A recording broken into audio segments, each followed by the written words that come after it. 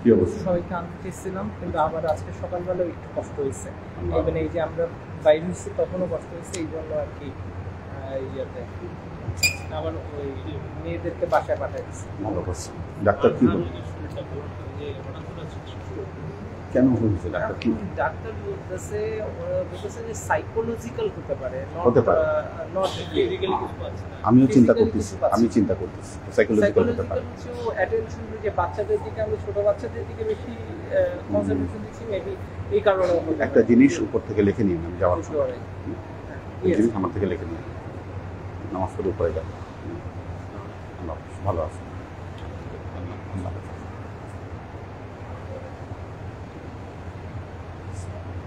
ভালো আছে।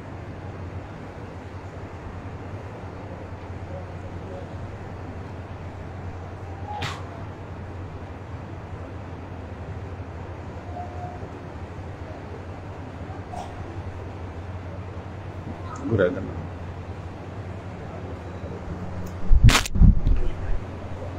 আরেকটু এসে দেবেন এদিকে। এবার ঠিক আছে।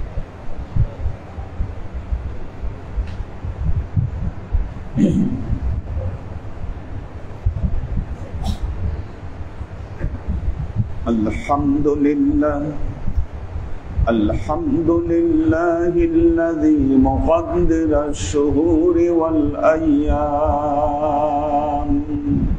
ومجدد الدهور والأعوام الذي افتتح السنة بالشهر الحرام فسبحان الذي جعل الحج أحد أركان الإسلام على من استطاع إليه سبيلا وهدى للأنام فأحمده وأشكره وأعبد له للأنام فنشهد أن لا إله إلا الله وحده لا شريك له ونشهد أن سيدنا وسندنا ونبينا محمدا صلى الله عليه وسلم وصلى الله تعالى عليه وعلى آله وأزواجه وذريته وأهل بيته وأحبابه وأصحابه الأجمعين إلى يوم القيامة.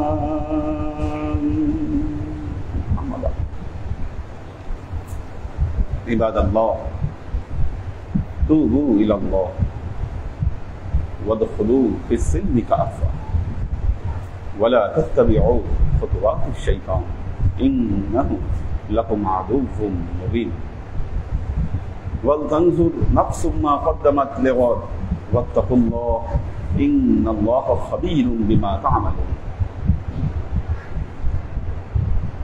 عباد الله واعلموا أن الله تعالى فرض الحج على كل مسلمين والمسلمات على شرط الاستطاعة كما قال تعالى إن أول بيت عُدِيَ للناس للذي ببكة مباركا وهدى للعالمين فيه آيات بينات مقام إبراهيم ومن دخله كان آمنا ولله على الناس حج البيت من استطاع إليه سبيلا ومن تولى فإن الله غني عن العالمين. وقال رسول الله صلى الله عليه وسلم من حج لله ولم يرفث ولم يفسق رجع كيوم ولدته أمه.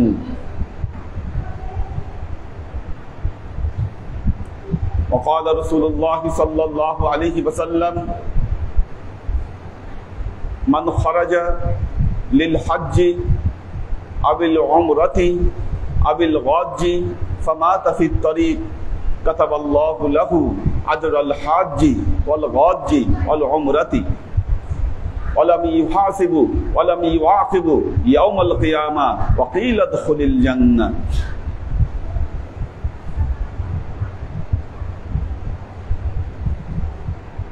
وقال رسول الله صلى الله عليه وسلم من وجد سعة ولم يحج فلا عليه أن يموت يهوديا أو نصرانيا.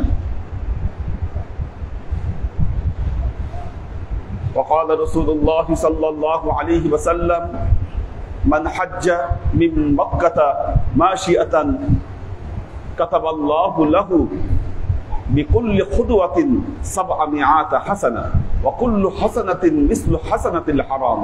قيل يا رسول الله ما حسنة الحرام؟ قال لكل خطوة 1100 حسنة. وقال الله تعالى في كلامه المجيد وفرقانه الحميد يا أيها الذين آمنوا اتقوا الله حق تقاته ولا تموتن إلا وأنتم مسلمون. উপস্থিত আল্লাহর আশিক ও সালিহ বৃন্দ, সর্ববিধ উত্তম প্রশস্তি জ্ঞাপন করছি সে আল্লাহ পাকের নিমিত্তে, যিনি মহিমান্বিত যুলকাদা মাসকে আমাদের মাঝে আবর্তিত করেছেন। আল্লাহ তার কালামে পাকে ইরশাদ করছেন, আল হাজ্জু আশহুরুম মা'লুমা, হজের মাসগুলো নির্দিষ্ট। আর এই নির্দিষ্ট তিনটি মাস হলো শাওয়াল, যুলকাদা ওয়া যুলহজ্জা। শাওয়াল, জিলকদ এবং জিলহজ। আবার এই জিলকদ মাসে, হজের মাসের সাথে সাথে এই জিলকদ মাস হচ্ছে বছরের যে 4টা মাস পবিত্র মাস, এই পবিত্র মাস সমূহের অন্তর্ভুক্ত এই জিলকদ মাস। একদিকে যেমন হজের মাস, অপরদিকে তেমন জিলকদ মাস। দেখুন এই মাসগুলো হজ এমন এক ইবাদত, যে হাজীগণ বাইতুল্লাহ হজ ব্রত পালনে গিয়েছেন তারা যেমন বরকত মণ্ডিত হচ্ছেন, আমাদেরকেও কিন্তু আল্লাহ এই মাসকে কেন্দ্র করে বরকত মণ্ডিত হবার সুযোগ দিয়েছেন। যেমন আপনি জানেন যে জিলহজ মাসের একটা আমল সিয়ামে ইয়াউমে আরাফা আহতাসিবু আলাল্লাহ আইয়াকাফিরা সানাতাল্লাতী ক্বাবলাহু ওয়া সানাতাল্লাতী বা'দাহু।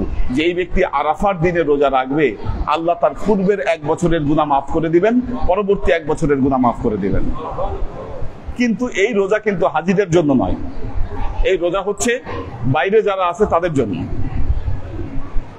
হাজীদের জন্য এই জিলহজ মাসের 9 তারিখ বা আরাফার দিনের রোজা রাখাকে অনুৎসাহিত করা হয়েছে, যেহেতু প্রচন্ড গরম এবং সফর অবস্থায় সাধারণত রোজা রাখতে অনুৎসাহিত করা হয়। সফর অবস্থায় মনে রাখবেন রোজা রাখতে অনুৎসাহিত করা হয়েছে। তো এই জন্য সিয়ামে ইয়াউমে আরাফা এর ফল কিন্তু ভোগ করছেন যারা হজ থেকে যারা বাহিরে আছেন, তারা কিন্তু এর ফলাফল ভোগ করছেন। এবং লা ইয়ারুদ্দু দুআ ইয়াউমাল আরাফা, আরাফার দিনে কোনো দোয়া আল্লাহ ফিরিয়ে দেন না, সমস্ত দোয়াকে আল্লাহ কবুল করে নেন। আল্লাহর আশিক ও সালেহ বৃন্দ, যেই বিষয়টাকে কেন্দ্র করে আল্লাহ এই হজ ব্রত আমাদের উপর ফরজ করেছেন, এটি হচ্ছে আমাদের জন্য চরম পরম এক নিয়ামত। আর এই নিয়ামত হলো বাইতুল্লাহ, আল্লাহর ঘর। পৃথিবীতে আল্লাহ ঘর নির্মাণ করেছেন,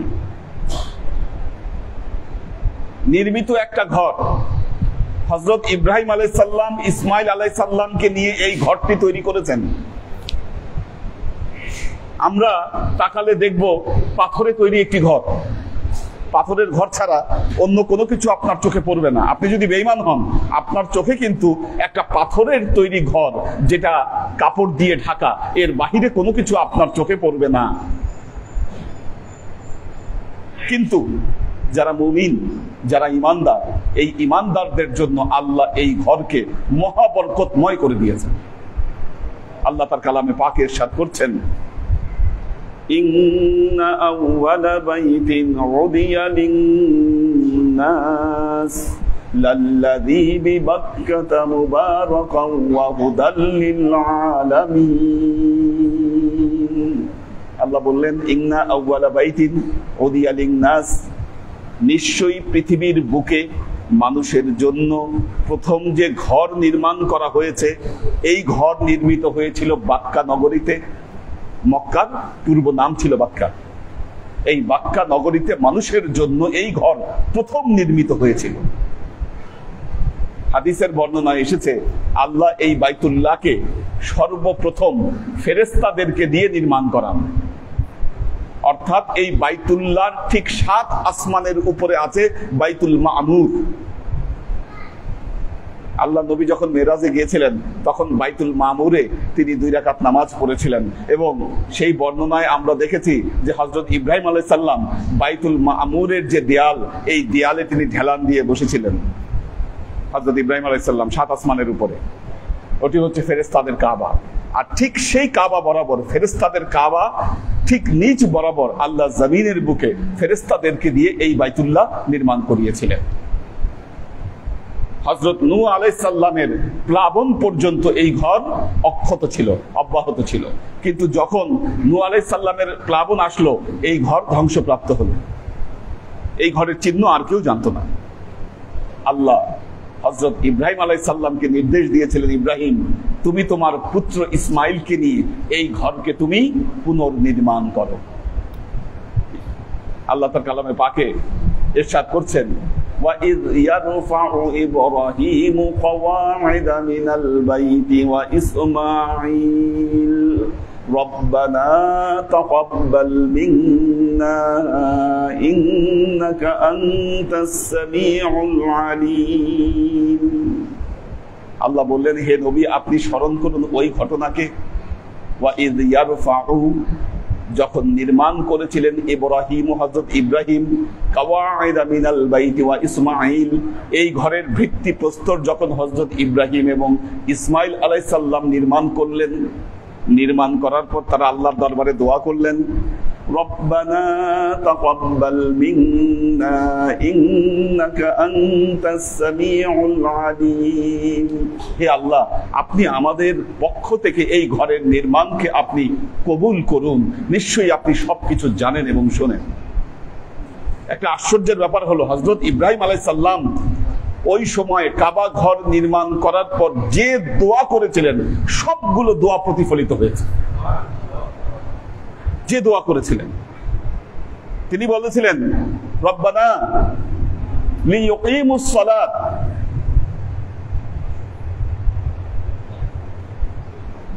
হে আল্লাহ, আমার এই ঘরের অধিবাসীরা যেন নামাজ পড়ে, তারা যেন নামাজ পড়ে। এখন দেখেন, ওই এলাকার মানুষের এমন অভ্যাস, নামাজ এমন ভাবে তাদের মধ্যে ঢুকেছে। মানুষ কিন্তু আরব দেশের মানুষের বহু বদনাম করে, তাদের যত বদনাম থাক, নামাজের সময় দেখবেন দোকান খোলা রেখে সব নামাজে চলে যায়। অভ্যাসে পরিণত হয়েছে। এটা হযরত ইব্রাহিম আলাইহিস সালামের দোয়ার ফল। এটা রব্বানা লিইয়ুকিমুস সালাত। ইব্রাহিম আলাইহিস সালাম দোয়া করেছেন, ওয়ারযুকহুম মিনাস সামারা, আল্লাহ আপনি তাদেরকে ফল দ্বারা আপনি রিজিক দান করুন, আপনি ফল দ্বারা রিজিক দান করুন। দেখেন, আরবের ওই মরু প্রান্তরের যে আবহাওয়া, ওখানে কোনো গাছপালা থাকার কথা না, কিন্তু ঠিক তার পাশেই তায়েফ, কি ঠিক তার পাশেই তায়েফ, পাহাড়ের উপরে আল্লাহ সেই জায়গায় এমন আবহাওয়া দিয়ে দিয়েছেন, এত ফল ফলাদি তায়েফে ফলে। আপনারা যারা গিয়েছেন, যে তায়েফে কত ধরনের ফল সেখানে হয়, কি আল্লাহ নিয়ামত ঢেলে দিয়েছেন। কারণ অনেকেই বলছেন, ঐতিহাসিক রেফারেন্স প্রমাণ করে যে ইব্রাহিম আলাইহিস সালাম প্রথম তার সন্তান সন্ততিকে তায়েফে দিয়ে এসেছেন। কোরআনের যে আয়াতটা, ইন্নী আসকানতু যুররিয়াতি বিওয়াদিন গায়রা জি যারইন ইনদা বাইতিকাল মুহাররাম, আপনার পবিত্র ঘরের কাছে একটা জায়গায় আমি আমার সন্তান সন্ততিকে রেখে আসি। দোয়াটা তায়েফের উপরে এসেছিল। এখন সেই জায়গার আবহাওয়াই আল্লাহ পরিবর্তন করে দিয়েছে। এবং আরব দেশে এই যে এত মানুষ প্রতি বছর হজ করতে যায়, কেউ বলবে না যে সেখানে গিয়ে কেউ খাদ্য সংকটে পড়ছে। আল্লাহ এত খাদ্যের অ্যাভেলেবিলিটি সেখানে দিয়েছেন, এত তাজা তাজা ফল পাওয়া যায়। কি বাংলাদেশের দেখবেন যে মালটা আপনি কাটলে চাবাইয়ের রস বের করতে পারবেন না, আর আপনি ওই আরব দেশের মালটা নিয়ে আপনি যেই বাটির উপরে কাটবেন দেখবেন বাটি রসে ভরে গেছে, এত তাজা ফল ওখানে। আপনি আমাদের যে আপেল, ওখানে আপেলে কামড় দিবেন দেখবেন যে রস ফিনকি মেরে বের হয়ে যাচ্ছে, এত তাজা তাজা ফল আল্লাহ সেখানে দিয়েছে, কত মিষ্টি মিষ্টি ফল। হযরত ইব্রাহিম আলাইহিস সালামের দোয়া। আরো দোয়া করেছেন ওয়াজআল আফইদাতান নাস তাহদি ইলাইহিম, আল্লাহ আপনি মানুষের মনে এই ঘরের প্রতি ভালোবাসা তৈরি করে দেন। আপনি এই ঘরের প্রতি মানুষের অন্তরে ভালোবাসা তৈরি করে দেন। দেখেন এমন ভালোবাসা তৈরি করেছে, প্রতি বছর লক্ষ লক্ষ হাজি ধর্মপ্রাণ মুসলমান এই ঘরের মহব্বতে তারা এই ঘরের দিকে ছুটে যায়।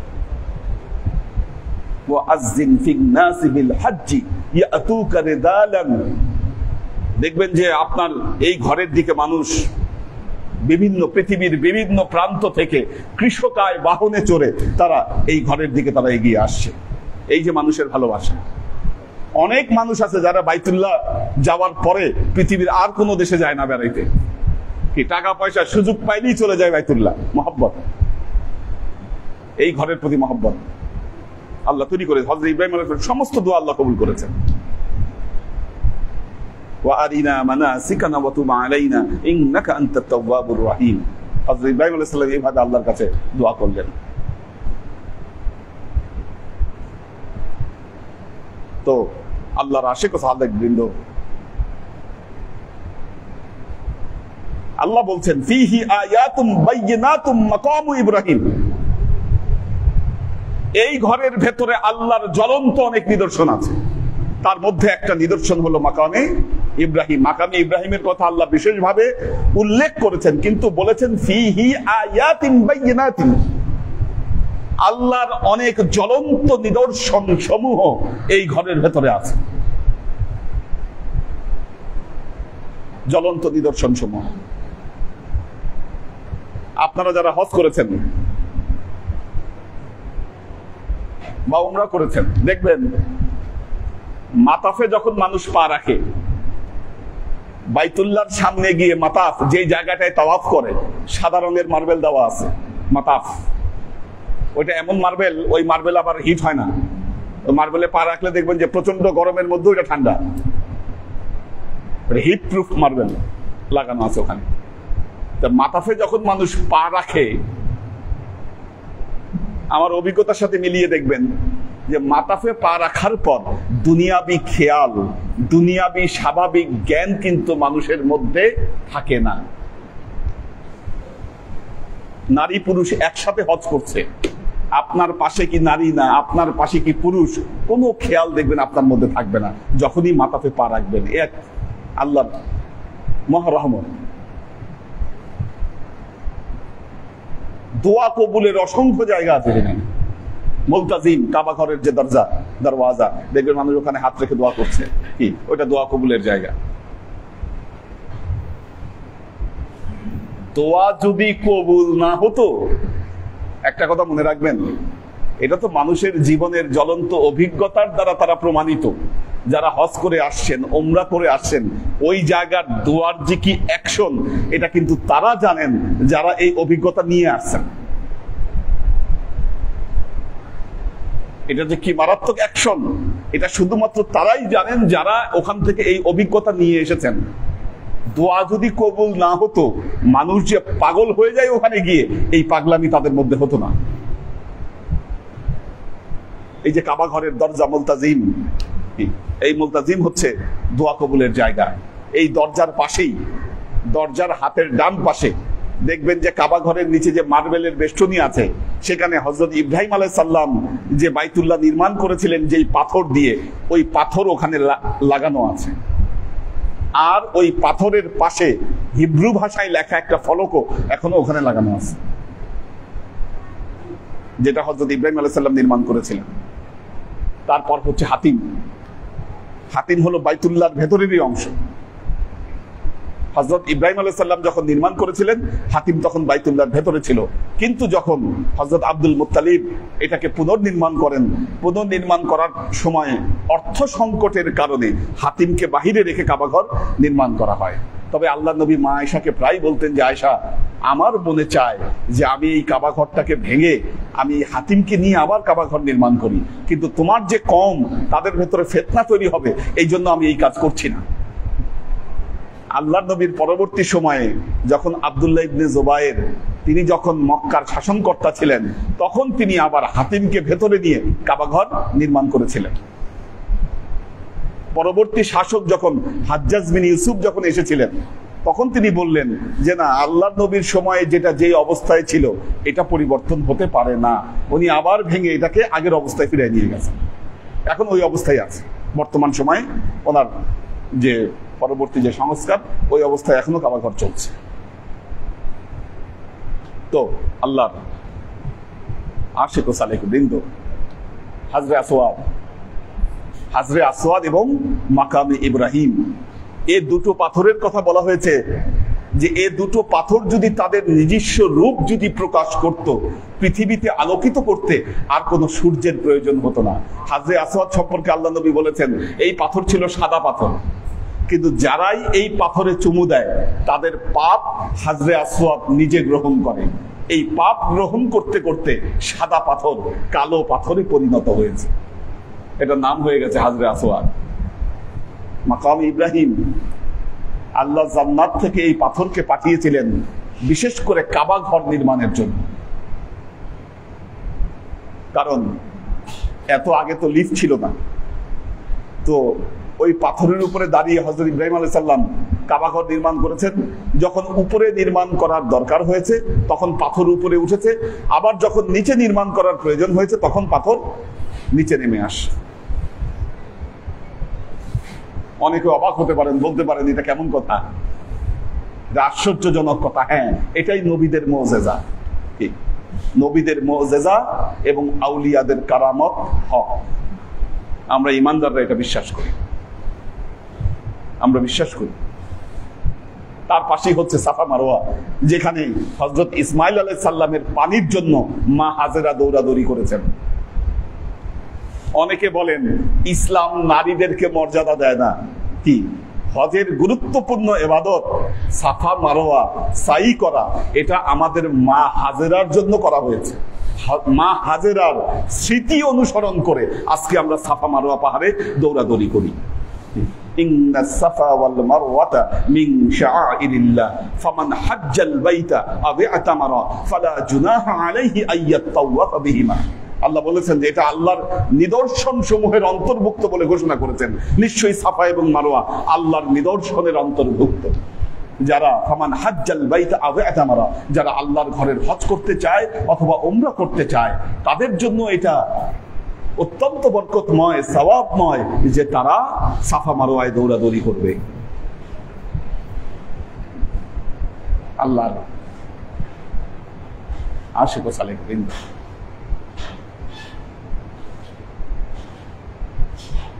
মিনা, মুজদালিফা, আরাফা সব এই হজের সাথে সম্পর্কিত।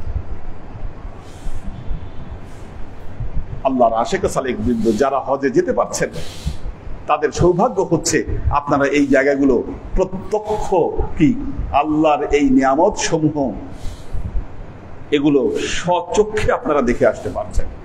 أقال رسول الله صلى الله عليه وسلم من حج لله ولم يرفث ولم يفسق رجع كيوم ولدته أمه। আল্লাহর নবী বলেছেন, যেই ব্যক্তি হজ করলো, হজের মধ্যে কোনো ফাহেসা কাজ করলো না, কোনো ফাসেকি কাজ করলো না, কারোর সাথে কোনো মারামারি করলো না, ওই ব্যক্তি এমন পুত পবিত্র হয়ে ফিরবে তার মা তাকে যেদিন জন্ম দিয়েছিল ওই দিন সে যেমন নিষ্পাপ ছিল, হজ থেকে একজন ব্যক্তি যখন ফেরে তখন সে ওই রকম নিষ্পাপ হয়ে সে ফিরে আসে। রাজা কায়াউমি ওয়ালাদাতুহু উম্মুহু। وقال رسول الله صلى الله عليه وسلم من خرج للحج আবিল উমরাতি আবিল গজি। যেই ব্যক্তি হজের জন্য বের হলো, উমরার জন্য বের হলো, অথবা ধর্মযুদ্ধের জন্য বের হলো, আর পথিমধ্যে তারা মারা গেল, হজ করতে পারলো না, মারা গেল, কাতাবাল্লাহু লাহু আজরাল হাজ্জি আবিল উমরাতি আবিল গজি। নিয়াত করার পর করতে পারলো না, সে মারা গেল, আল্লাহ তার আমলনামায় ওই হজের যা যা, উমরার যা যা, ধর্মযুদ্ধের যা যা, আল্লাহ তার আমলনামায় লিখে দিবেন। ওয়ালাম ইউহাসাবু ওয়ালাম ইউআকাবু ইয়াউমাল কিয়ামাহ। কাল কিয়ামতের ময়দানে, কাল কিয়ামতের ময়দানে তার কোনো হিসাবও দেওয়া হবে না, তাকে কোনো শাস্তিও দেওয়া হবে না, সরাসরি বলা হবে তুমি জান্নাতে প্রবেশ করো। আল্লাহর আশিক ও সালেক বৃন্দ, দেখুন, মনে রাখবেন,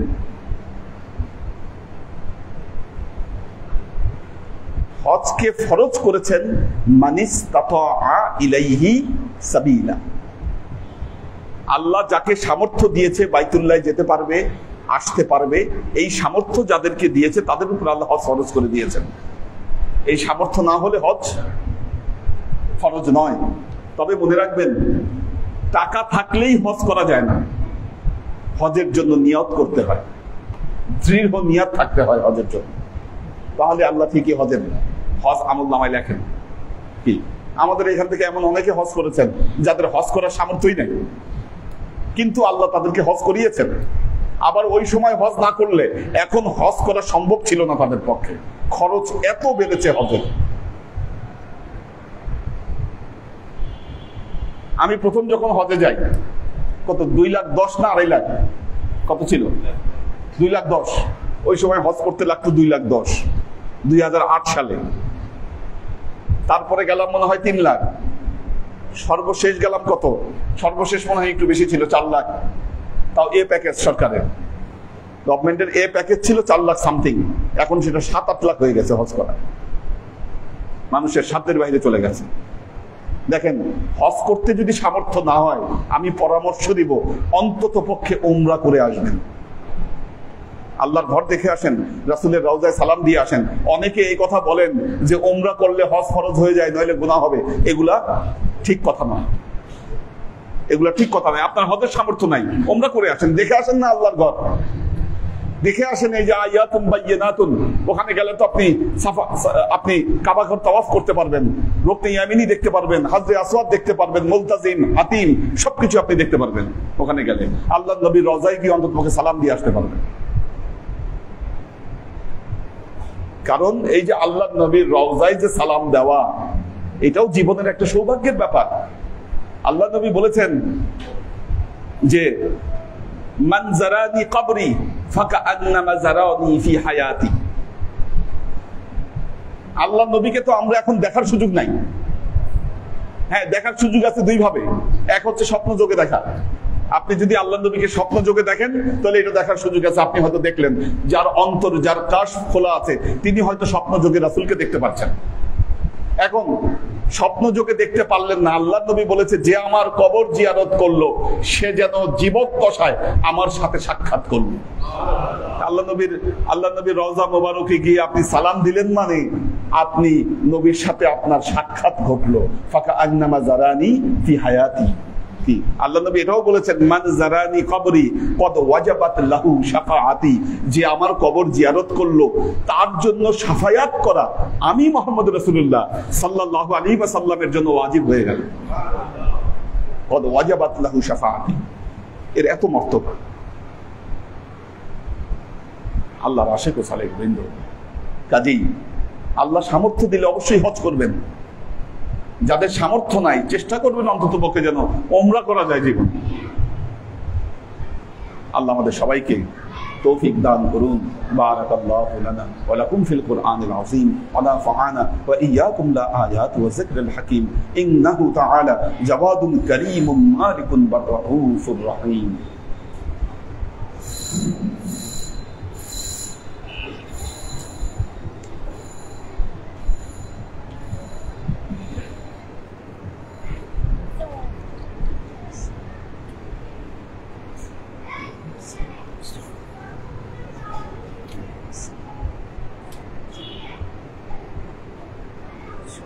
দিল্লি ডিউটি করতেছি তো।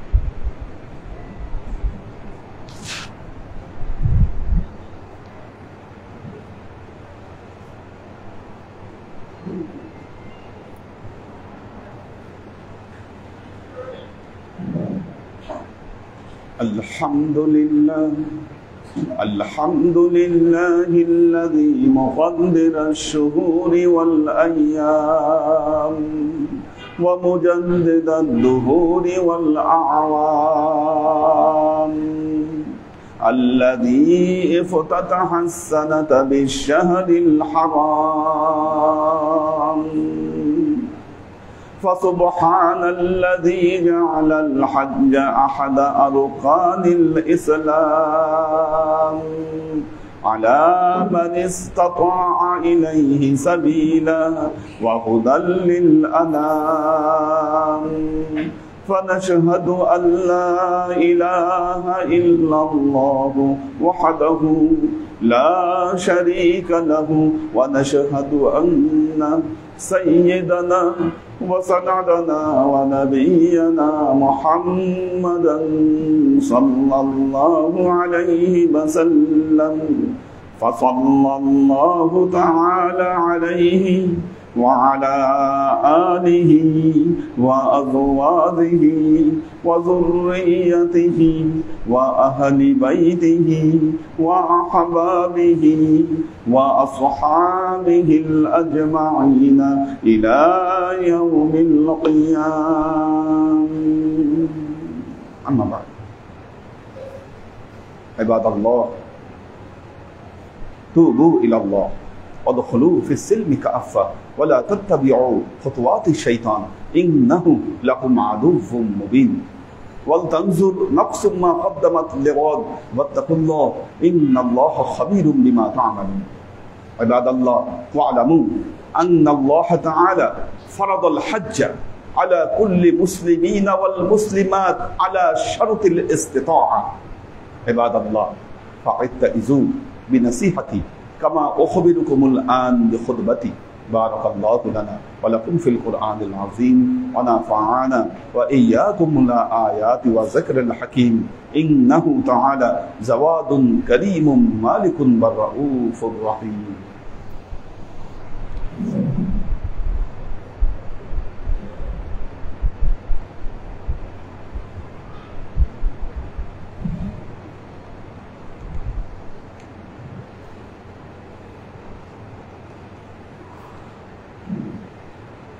الحمد لله الحمد لله نحمده ونستعينه ونستغفره ونؤمن به ونتوكل عليه ونعوذ بالله من شرور أنفسنا ومن سيئات أعمالنا من يهد الله فهو المهتدي ومن يضلل فلن تجد له وليا مرشدا فنشهد أن لا إله إلا الله وحده لا شريك له ونشهد أن سيدنا وسندنا ونبينا محمدا صلى الله عليه وسلم الذي أرسله الله بالحق بشيرا ونذيرا وداعيا إلى الله بإذنه وسراجا منيرا وقال تعالى إن الله وملائكته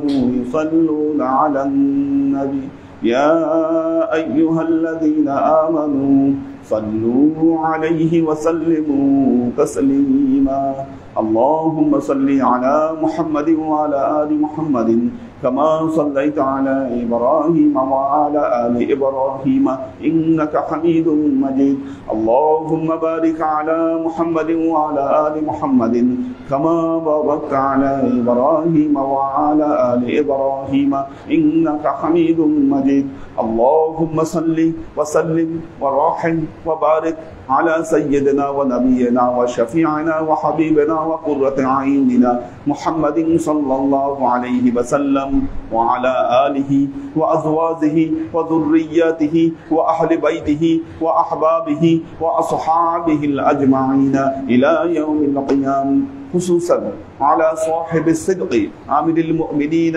أبي بكر الصديق رضي الله تعالى عنه وعلى صاحب العدل والإحسان عامل المؤمنين عمر بن الخطاب رضي الله تعالى عنه وعلى صاحب الحياء والإيقان عامل المؤمنين عثمان بن عفان رضي الله تعالى عنه وعلى صاحب الحلم والعلم والعرفان عامل المؤمنين علي بن أبي طالب رضي الله تعالى عنه وعلى تمام العشرة المبشرات والتابعين المهديين اللهم اهد أئمة المسلمين إلى سنة رسول الله صلى الله عليه وسلم اللهم اغفر أئمة المسلمين مغفرة ظاهرة وباطنة اللهم أعز الإسلام والمسلمين اللهم أت أئمة المسلمين فلاحا عظيما اللهم انصر من نصر دين محمد صلى الله عليه وسلم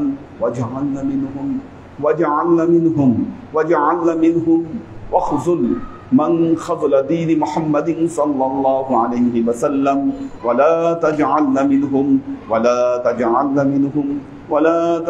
منهم تعدلوا عباد الله رحمكم الله إن الله يأمركم بالعدل والإحسان وإيتاء ذي القربى وينهى عن الفحشاء والمنكر والبغي يعظكم لعلكم تذكرون فاذكروني أذكركم واشكروا لي ولا تكفرون